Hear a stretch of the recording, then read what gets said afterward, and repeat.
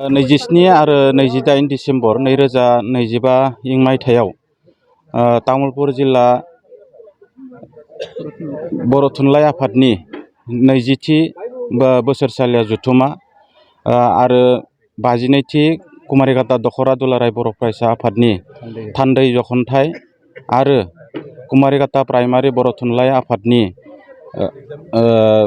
थान्दै जुथुम बे जुथुमखौ लथिबारि फाख्रिबारि गेजेर फरायसालियाव खुंनो थाखाय लाहार फाहार खालामनाय जादों आरो बेनिनो दिनै गिबिसिन खुन्थिया गायसननाय हाबाफारिखौ लानाय जादों।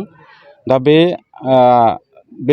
जथुमायाव माखासे बर' थुनलाइ आफादनि माखासे हाबाफारि आरो दुलाराय बर' फरायसा आफादनि माखासे हाबाफारिखौ लानानै जे साननैनि हाबाफारि बे साननैनि हाबाफारिखौ गाजा गोमजायै खुंनो थाखाय लाहार फाहार खालामनाय जादों। बे जथुमायाव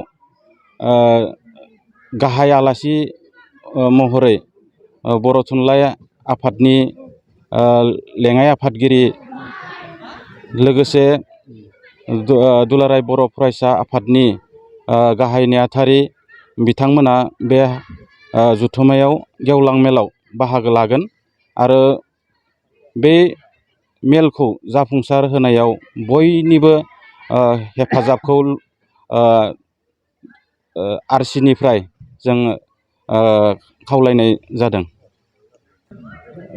तामुलपुर जिल्ला बर' थुनलाइ आफादनि 20थि बोसोरसालिया जथुमा लोगोसेयावनो 52थि थान्दै जखनथाइ कुमारिघाटा दखरा दुलाराय बर' फरायसा आफाद आरोबाव कुमारिघाटा गुदि बर' थुनलाइ आफादनि बोसोरसालिया जथुमा बे मोनथाम आफादा ज' जानानै फैगौ डिसेम्बर दाननि 27 आरो 28 खालार खालि साननैनि मेहेरगोनां हाबाफारि लानानै गाजा गोमजायै खुंफुंनो थाखाय नैबे फाख्रिबारि लथिबारि गेजेर फरायसालिनि गेलेग्रा फोथाराव थि खालामनाय जादों।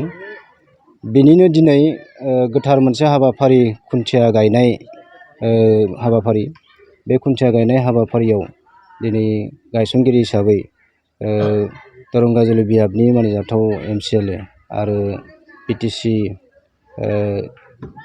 BTC-नि डिपुटि स्पिकार मानिजाथाव बिजिरगोरा नार्जारि सारा बाहागो लादों। लोगोसेनो दिनैनि बे हाबाफारियाव जोंनि कुमारिघाटा हालामनि गोबांथार मेलेमजिबि सुबुंफोरा बाहागो लानो हादों। तामुलपुर जिल्ला बर' थुनलाइ आफादनि आफादगिरिजों लोगोसे दालाइ आफादनि आफादगिरि दखरा दुलाराय बर' फरायसा आफादनि साफ्रोमबो बिबानगिरि बिथांमोननि हेफाजाबजों दिनैनि बे हाबाफारिखौ मावफुंबाय। फैबाय थानाय बे गाजा गोमजा खुंनो लानाय मोननै साननैनि हाबाफारियाव जोङो थुनलाइयारि बादायलायनाय बेजों लोगोसेनो जोंनि गेवलां मेलाव गाहाय आलासि महरै बर' थुनलाइ आफादनि लेङाइ आफादगिरि प्रसान्त बर' बिथां लोगोसेनो दुलाराय बर' फरायसा आफादनिफ्राय एपइन्टेड स्पिकार नि जायगा लानानै गाहाय नेहाथारि मानिजाथाव खनिन्द्र बसुमतारी सारा बाहागो लाफैगोन।